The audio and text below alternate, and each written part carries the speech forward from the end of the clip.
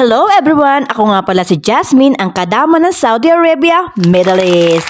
So ngayon guys, ipapakita ko sa inyo kung ano ang trabaho ko dito sa Saudi Arabia.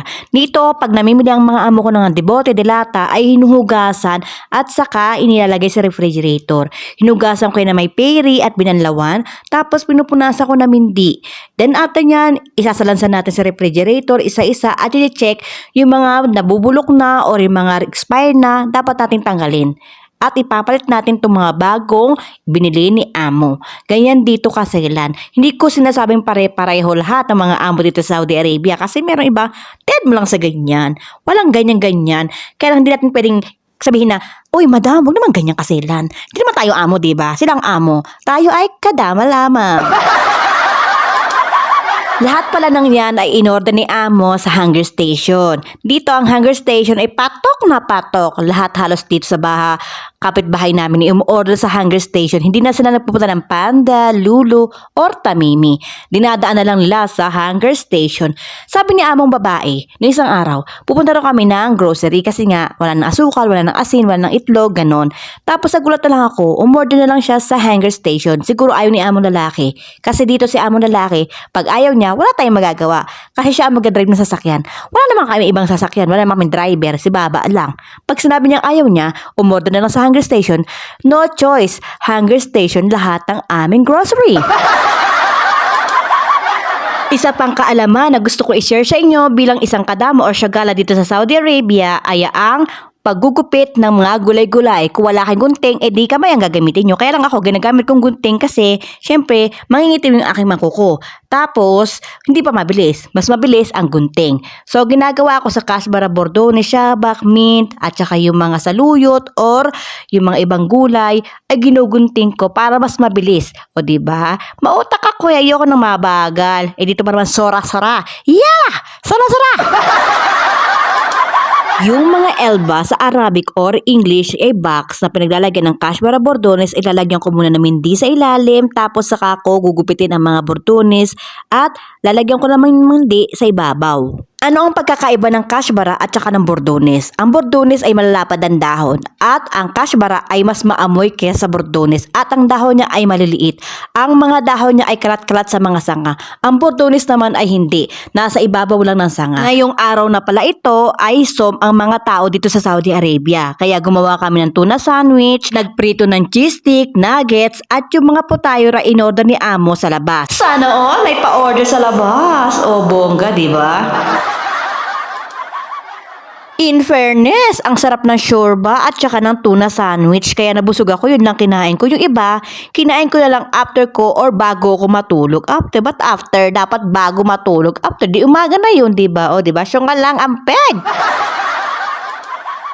At eto na nga, babalik na ako sa ginagawa ko. Pagkatapos nga namin kumain, ay niligpit ko ng mga pinagkainin nila at hinugasan ko. Then after, nilinis ko ang kusina dahil nga bonggang luto ang ginawa ni amo ngayon. Pati nga yung lutuan ay nilinisan ko ng maigi kasi nga bongga ang luto ni amo ngayon. Talagang bongga. Pag ang amo kong nagluto sa kusina ay asahan mo.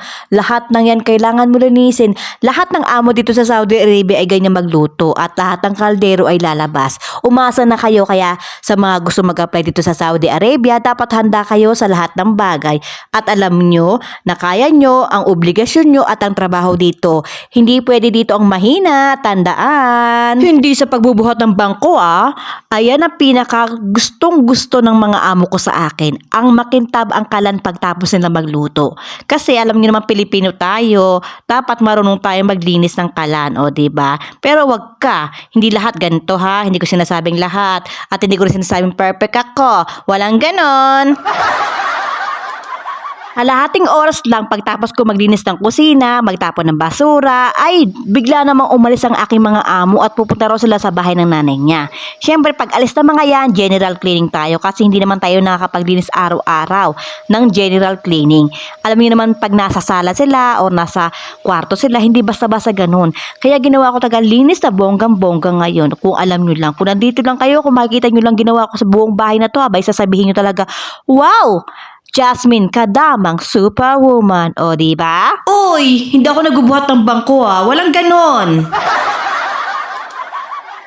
Tandaan, pag meron kayong batang alaga, i-consider nyo na ng mga pader-pader ay sinusulatan nila at ang buong paligid ay punong-puno ng tinta. Huwag na kayo mag-expect pati ang carpet punong-puno ng slime. O diba? Expectin nyo na yan, pero merong iba hindi. May sarili silang playroom. Pagtapos ko magbaldeo sa hallway na yan, ay nilinis ko rin ang CR nila. Then, binrush ko maigi. Syempre, alam nyo naman, masipag tayo magbrush. Char. Then, after, binirush ko naman yung carpet. Yung carpet na yan talaga tuwing Webes, binabrush ko yan. Kasi whole day or whole night silang nandyan. Wala tayong magagawa. At bahay nila to. Tayo ay syagala or kadama lamang dito sa Saudi Arabia. Pagkatapos ko linisin ng kusina, CR, kwarto at dalawang sala, tinanggal ko naman ang mga sinampay ko sa kwarto. At bukas ko na yan paplansyahin kasi mula umaga naglaba ako, tapos nagluto, naglinis ng rep, naglinis ng buong bahay. Abay, pagoda na ako. Bukas naman. O siya, dyan na kayo. Pagkayari ko nito, kakain na ako itong papahinga na ako. So, goodbye everyone. Thank you for watching. Don't forget to follow, like, share, and comment.